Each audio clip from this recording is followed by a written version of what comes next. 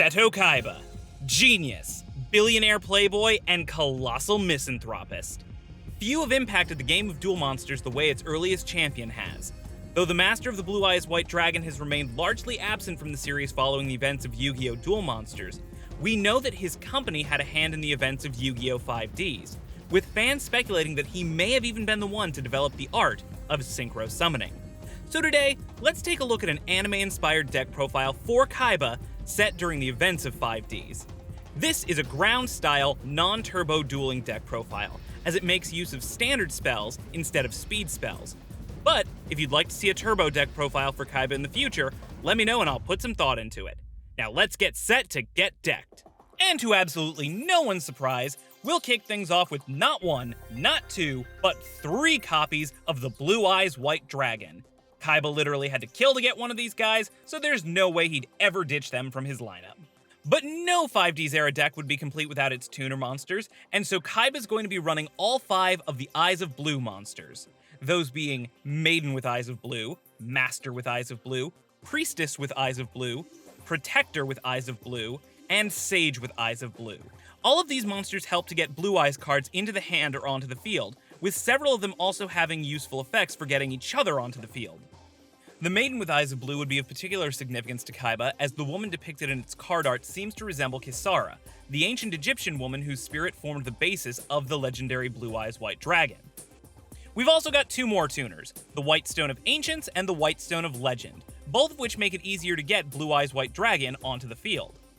I imagine that these 7 monsters would all make good candidates to side in and out, as they're a bit redundant in terms of their effect and synchro summoning capacity. But since Kaiba currently owns every copy of Blue Eyes White Dragon in the game, who else's deck would they go in? Now back in the day, we saw Kaiba use Lord of Dragons to get his signature monsters onto the field, but we're going to swing him an upgrade and give him the newly announced Tyrant of Dragons instead. This card lets him choose all of his opponent's monsters as attack targets if he has a Blue Eyes out onto the field. Or it can be used to discard a Blue Eyes monster in order to special summon another one that's already in the graveyard. Not too shabby. Keeper of the Shrine can be used as 2 tributes to summon a Dragon-type monster. It can also be special summoned from the hand or graveyard if a dragon monster on Kaiba's side of the field is destroyed. Plus, if he used this effect to summon a normal monster like the OG Blue Eyes, he can recover another normal dragon-type monster from the grave to the hand. Kaiser Seahorse, Kaiser Glider, and Vorse Raider were staples of Kaiba's deck back in the days of Battle City. Kaiser Seahorse can be used as 2 tributes when sacrificed to bring out a light attribute monster, which most of Kaiba's dragons are. Meanwhile, Kaiser Glider hit the gym to become Neo Kaiser Glider, who can be used to special summon a dragon monster from the graveyard or weaken all monsters on the opponent's side of the field.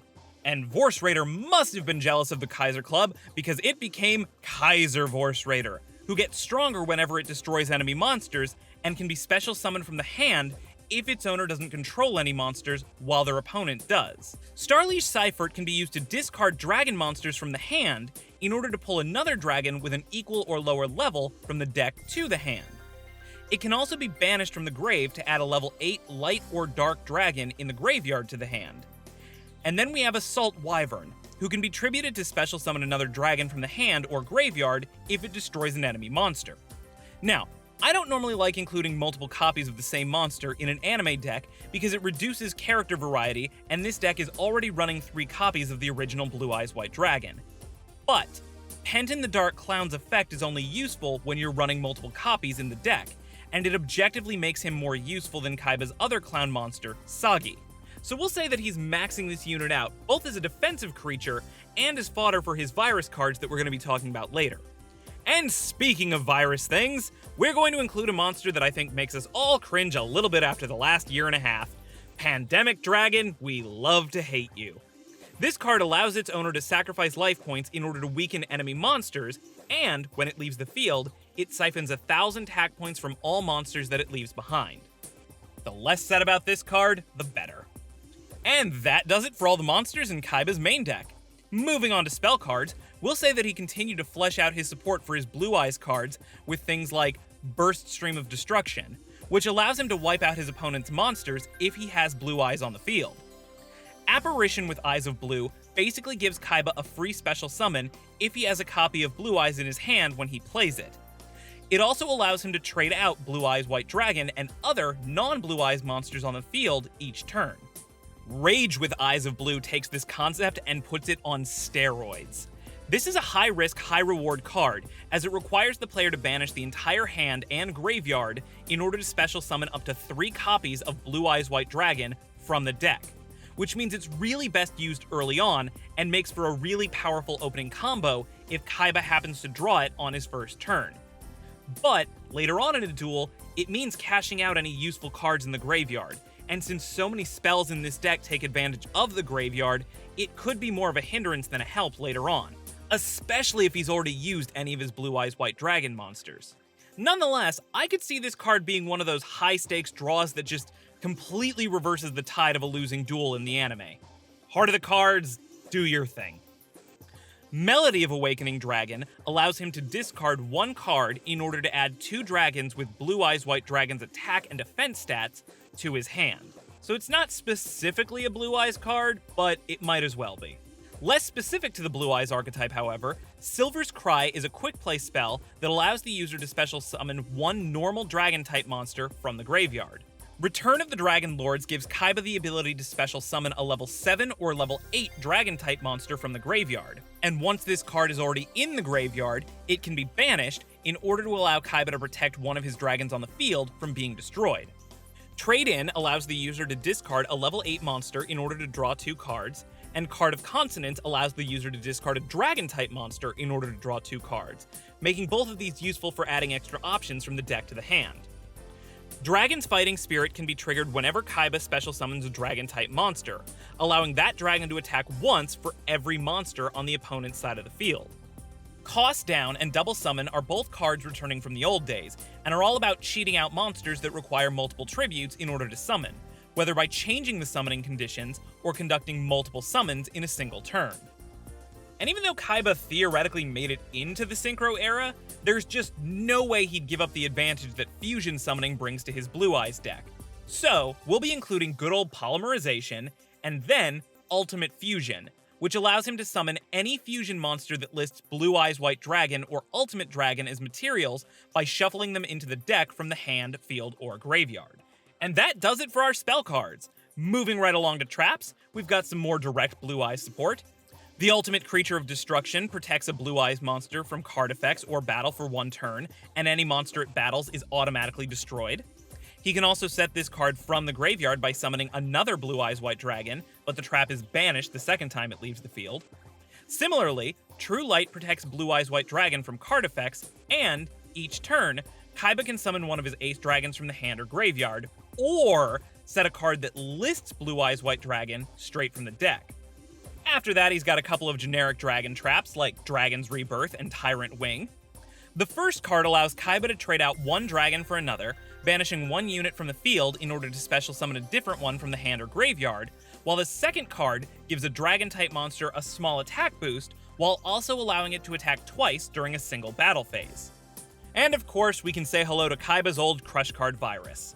This card isn't as good in the real-world game as it was in the anime, but Crush Card allows Kaiba to send all monsters with 1500 or more attack points in his opponent's hand, and 3 from the deck, to the graveyard, at the expense of 1 dark monster with 1000 or less attack points. And that does it for the 40-card main deck. Next up, we've got a side deck just to give him some extra options. First, we've got 5 returning spells and traps, like Shrink, Monster Reborn, a Wingbeat of Giant Dragon, Negate Attack, and Induced Explosion. Just some generic options to help him out once in a while. But here's the part where we really get to have some fun, because we're going to give Kaiba a copy of each of the upgraded Blue Eyes archetype dragons, with those being Blue Eyes Alternative White Dragon, Blue Eyes Abyss Dragon, Blue Eyes Solid Dragon, Blue Eyes Jet Dragon, Deep Eyes White Dragon, and Dragon Spirit of White. All of these monsters are there to support the main Blue Eyes White Dragon cards, more than making up for this iconic monster's lack of a special ability. But as Kaiba himself once said, there are times that you just gotta take things up to the next level by ritual summoning. And to that end, we'll include the Chaos Form ritual spell, along with both of the Blue Eyes ritual monsters, Blue Eyes Chaos Dragon and Blue Eyes Chaos Max Dragon. Personally, I would just love to see a duel where these cards faced off against Yugi and the Magician of Black Chaos Max. I just think that would be so cool to watch. And speaking of Yugi, in our deck profile for the King of Games, we gave him Blackluster Soldier, Envoy of the Beginning. So it's only fitting that his rival would run that monster's rival, Chaos Emperor Dragon, Envoy of the End, rounding out the side deck. And that just leaves us with the extra deck, the creme de la creme, the baddest of the bad dragons at Seto's disposal. Even in this age of synchro summoning, I doubt Kaiba would ever abandon his ultimate dragon, so we're going to include all 3 of the Blue Eyes Ultimate Dragon monsters, with those being Blue Eyes Ultimate Dragon, Blue Eyes Alternative Ultimate Dragon, and Neo Blue Eyes Ultimate Dragon. Even after 20 years, getting any one of these cards on the field still sends shivers down my back, and I will not disappoint any like-minded fans by taking them away here. But you know how it goes, getting all 3 copies of Blue Eyes White Dragon into position can be a daunting task, so some simpler mergers are in order. To that end, we'll throw in Blue Eyes Twin Burst Dragon, a card that I always wanted to see in the anime, and Blue Eyes Tyrant Dragon, which we did get to see in the anime. But let's be honest, fusion summoning is just so passé. Seto Kaiba didn't go out and invent synchro summoning just to spend all of his time fusing dragons together like a sucker. So let's meet the new kids in the deck. Starting out on the low end, we have Samsara, Dragon of Rebirth, a level 5 synchro dragon that allows the user to special summon a monster from either player's graveyard except itself when it's destroyed. Gaia Armor Dragon Shell is a level 6 synchro dragon who can be tributed to return 3 other synchros from the grave to the extra deck. It can also be equipped to any other extra deck monster, and when that monster is involved in a battle, the user gets to draw an extra card. Ancient Sacred Wyvern takes the level 7 spot. When its owner is ahead in life points, it gains attack points equal to the difference, but when they're behind, it loses attack points equal to the difference. When it's destroyed, it can be special summoned back to the field in exchange for 1,000 life points, which inherently means it'll be 1,000 points weaker. For level 8, we have Light End Dragon, who can pay 500 attack points in order to decrease an attacking monster's attack and defense points by 1,500 points until the end phase. Level 9 Mistworm allows the user to return 3 cards their opponent controls to the hand when it's summoned. At level 10, Trident Dragion can sacrifice up to 2 other cards the user controls when it's summoned, and if they do, it gets an extra attack for each one during that turn's battle phase. And to finish out the counting game at level 11, we have Trishula, Zero Dragon of the Ice Barrier, which can banish up to 3 enemy cards the turn that it's synchro summoned. When it's destroyed, Kaiba can special summon a regular Trishula, Dragon of the Ice Barrier, which we'll also include in this profile, setting its attack to 3,300 and having the attack of all face-up enemy monsters. Those monsters also have their effects negated, making this one of the most powerful cards in Kaiba's synchro deck. But come on, let's be real. Kaiba didn't invent an entirely new summoning method just to get his hands on some White Dragon cards. He did it for the Blue Eyes White Dragon cards. So let's introduce the real reason that Domino City went kaboom, the synchro members of the Blue Eyes family, Blue Eyes Spirit Dragon and Azure Eyes Silver Dragon. Ugh! Could you just imagine how cool it would be to see Kaiba unleash these monsters in front of the likes of Yusei Fudo and Jack Atlas? Really just a shame that he never showed up in 5Ds, as I think his deck has gotten the best support for that era in the years since Duel Monsters ended. Oh well. And that wraps out this 5Ds era deck profile for everyone's favorite anti-hero, Seto Kaiba. Special mention does go out to the Blue Eyes Shining Dragon, who I wanted to incorporate into the side deck, but that card's always just been a little bit weird because of the Pyramid of Light movie. Oh well. But yeah, what do you guys think? Are there any cards that I should have included that I skipped over? Let me know in the comments. And if you like this kind of video, let me know what other characters you'd like to see new deck profiles for in the future.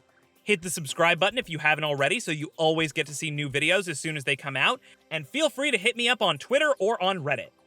Everybody stay safe and stay healthy, and I will catch you in the next video. Bye!